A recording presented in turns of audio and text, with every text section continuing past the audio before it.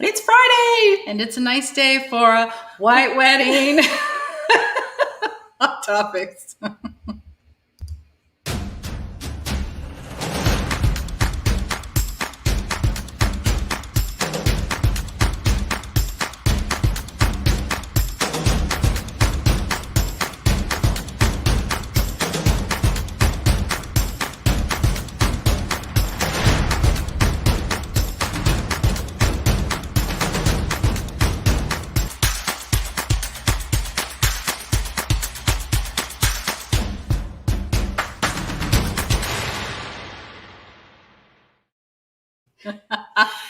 So the problem is that I love Billy Idol, like I remember being a teenager, like he was the ultimate for me. Mm-hmm. And Fay decides to wear the t-shirts. Because I saw him live 2 years ago, I guess, or last year at... He's gotten really old, but he can still rock. Yeah, it was an acoustic, it was kind of acoustic with, I can't remember who's the guy on here. Steve Stevens. That was his guitarist, yeah. So, and it was at a little theater in Toronto, the Queen Elizabeth Theater, I think it is, the one at the X. Great. He was still great. I don't care what. A dingy old theater, but he was great. And yeah, I saw him finally because I wanted to see him when I was a teenager, when he finally, because no one ever came to Halifax. Like, no one came east of Montreal. Like, we never saw anybody. But everyone was born in a small town outside of Halifax. Exactly. So when I came to Toronto, I saw the tickets. I grabbed it. It was like 17 years ago. And it was basically a bar. So I was in heaven because it wasn't a big venue, because he probably wouldn't have filled it. No. So I was very happy. So anyway, how are you? I'm good. So I have my Billy Idol t-shirt and I have a bit of flash dance going on. You're like all 80s all the time. Right. I'm trying to have my hair supposed to look a little bit poofy, right? Should I make it really poofy to be that era? But exactly. Well, I think I said, like, when my son was going through my high school yearbook, he's like, why does everybody have the same hair? It's true. We all did. From the Flashdance era. Yeah. Yeah. And it was all permed. I don't know how my hair still exists. I'm not sure why I'm not bald. But anyway, so speaking of mean people, kidding. Yeah. That would be me. So I had a very funny experience yesterday. Okay. And so I was driving, I had a doctor's appointment, and I was in a parking lot. And this parking lot is not exactly the best parking lot. You know the parking lot I'm talking about. So so basically you drive in, once you turn, it's all one way. So once you turn, you have to go all the way around in order to get to kind of start again. So and it was a very busy parking lot.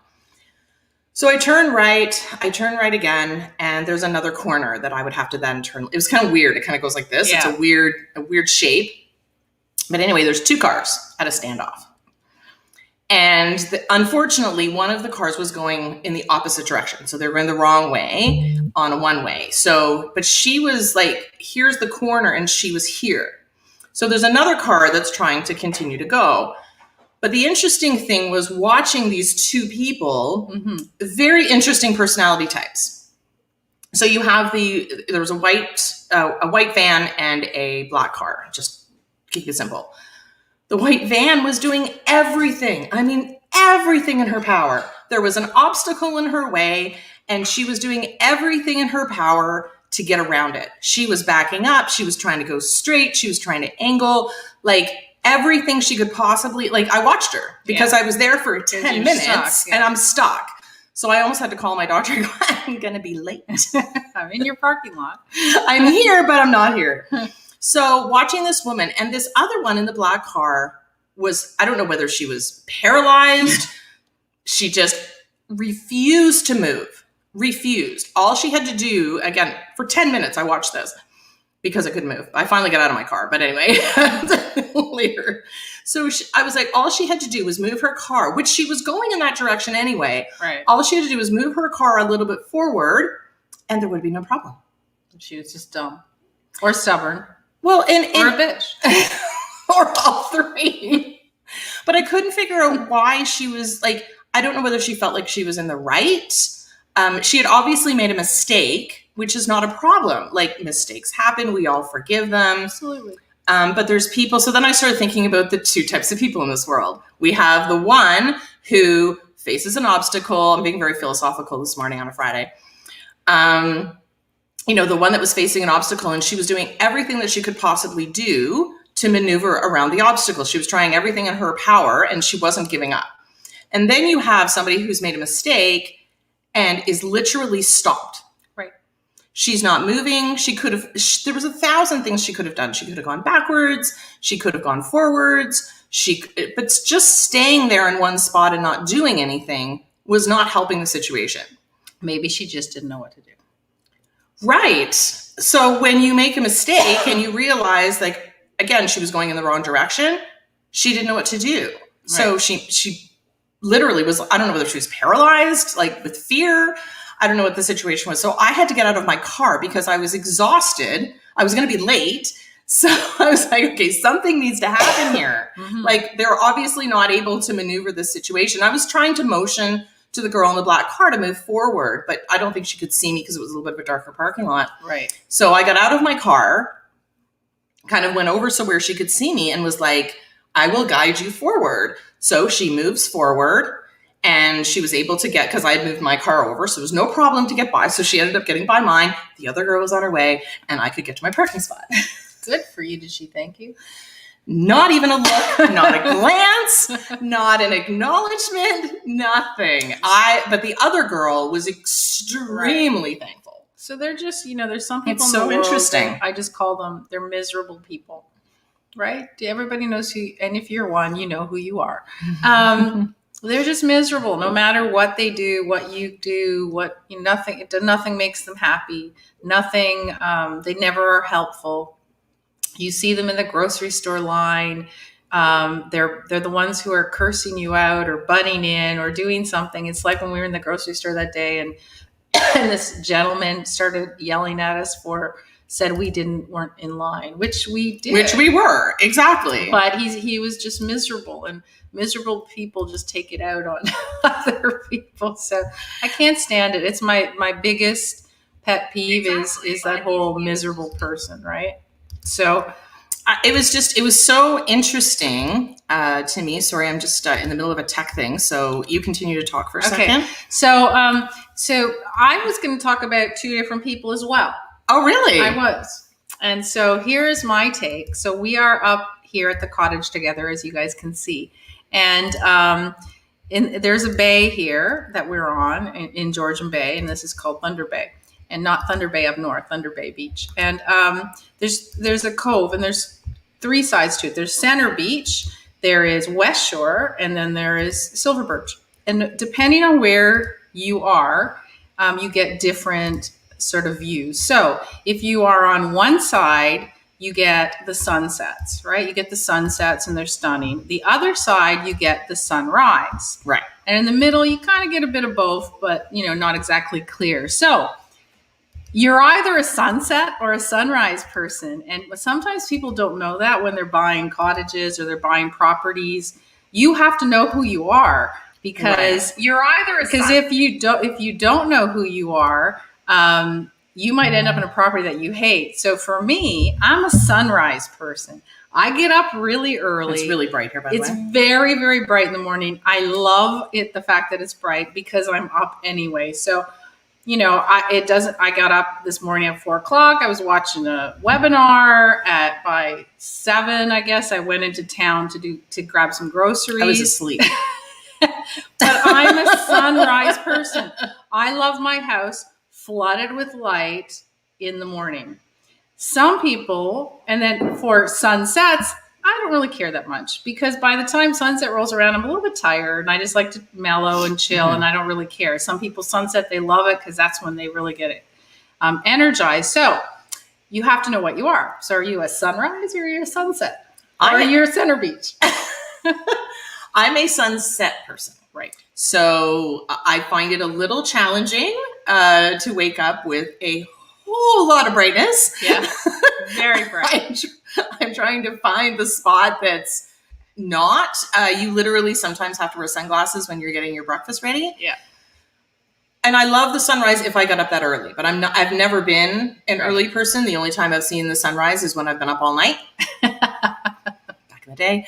But I do like the sunset. So if I had my choice, I would literally rotate this house or move it on the other side of the water because I love like sitting out and watching that sun go down. Like that to me is my favorite. Like if I had a deck, which like we do go to a place in the summer and it's like I can sit on the deck and I watch the sun go down and I just love it. That's my happy place. Yeah. So it's an interesting thing because people don't really think about that when they move into anywhere. It's whether you're in the city or you're in a summer home or whatever. But those are the kind of things you have to think about, because if it irritates you on a daily basis to have sun flooding in, I mean, you can use blinds, but then what's the point?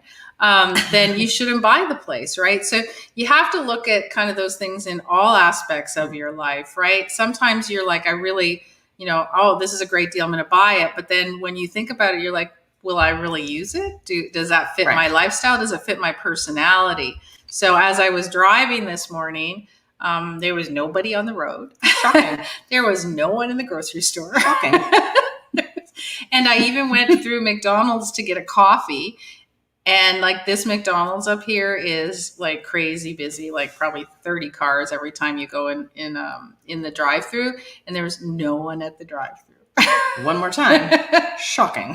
So it's happy because I got back. It was, what time did I get back? At 8:15 or something.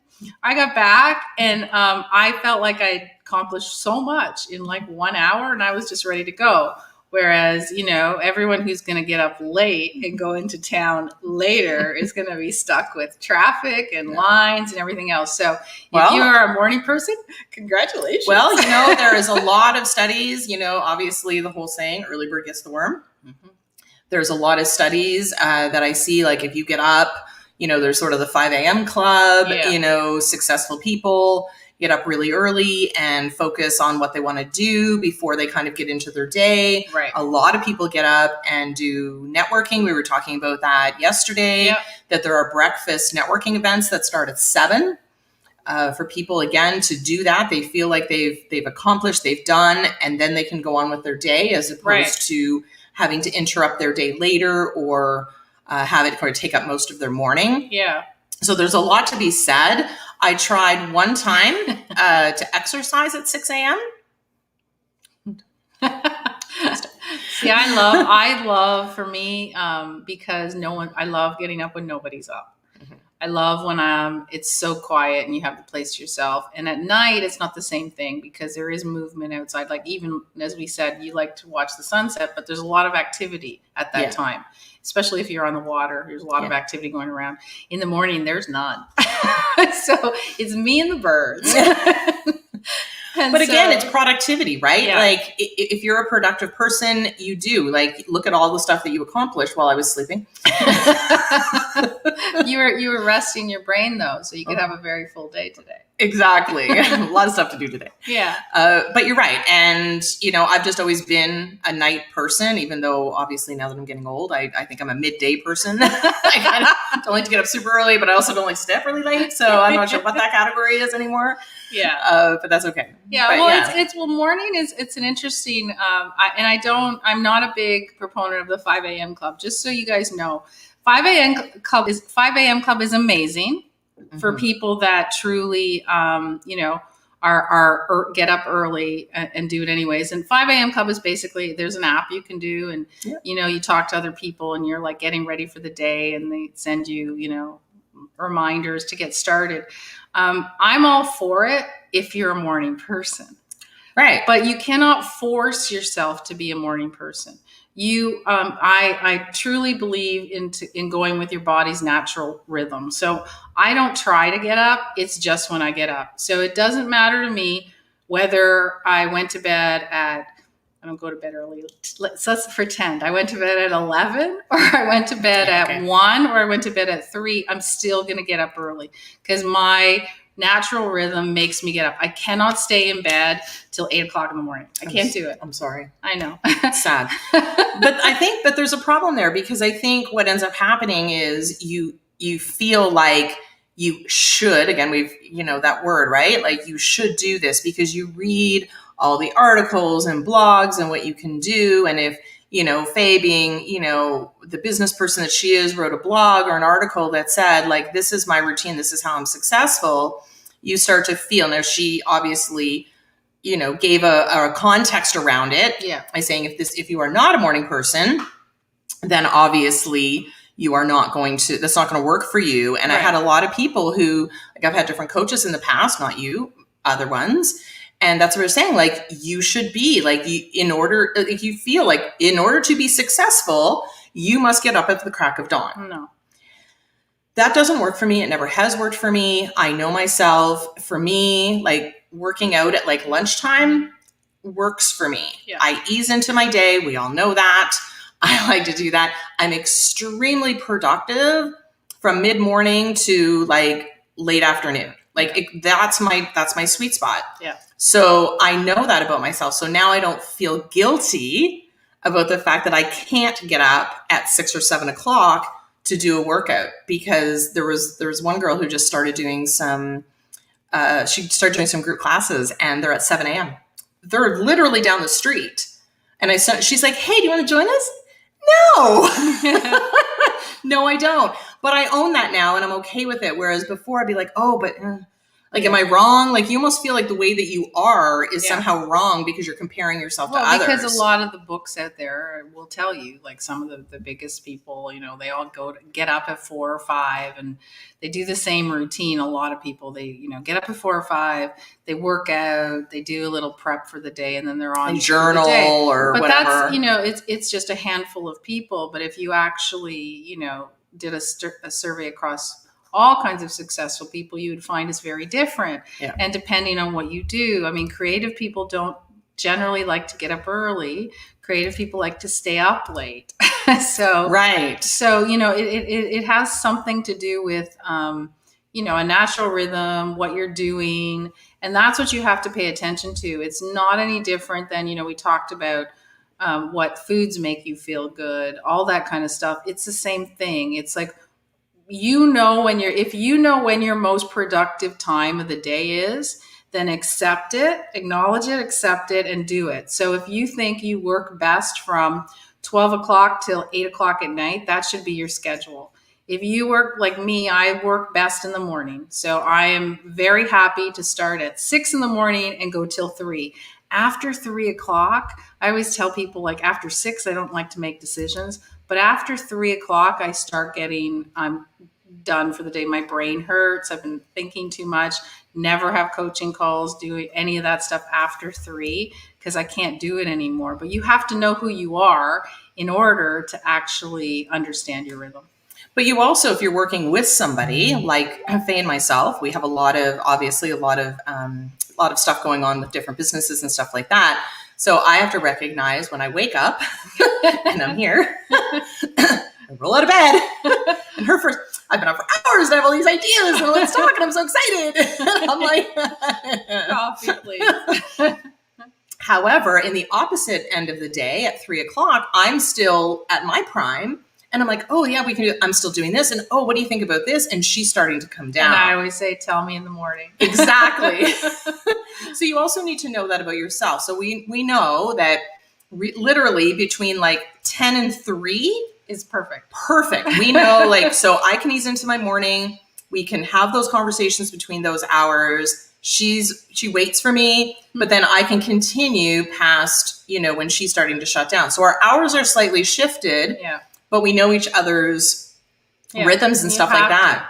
And I think when you're working with people, bosses, that kind of stuff, understanding where your prime work time is, I think is really important. Yeah. It will make a significant difference to your business and what you get accomplished. Because have you ever, when you're not in your rhythm, you're a little bit off, and you ever sat there all day at your desk or wherever you're working and you realize you've accomplished nothing? Like, you've literally done nothing. You might have just some days just, went through the rabbit hole and you're just been reading things and stuff, but not really.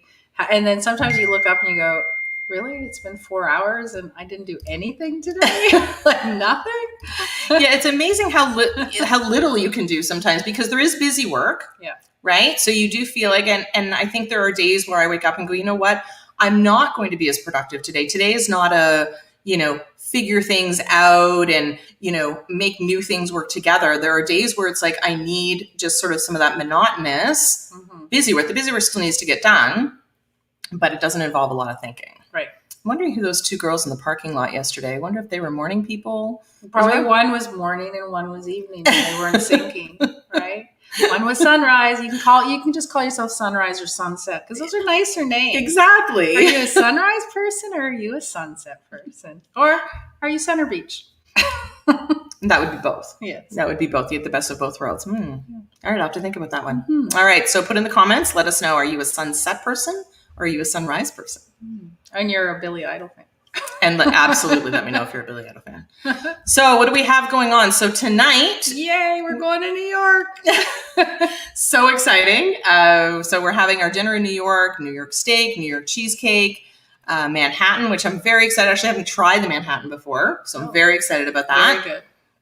And then we have next week, again, a lot of stuff that's going on in our community. We really encourage you to take a look. A lot of events, lots of training. Monday mornings, we have the Networking Power Hour. Yes. With our community director, Linda Stanko. So she runs a Networking Power Hour at 10 a.m. Eastern on Monday mornings. And we've had a lot of great feedback. We use a platform that's specifically made for networking so that people can get together. Great feedback on Monday when we kicked it off. We had, different tables that people could move around to, great conversations that were taking place. So I'm really excited for the next one of that as well. So we will see you in the community.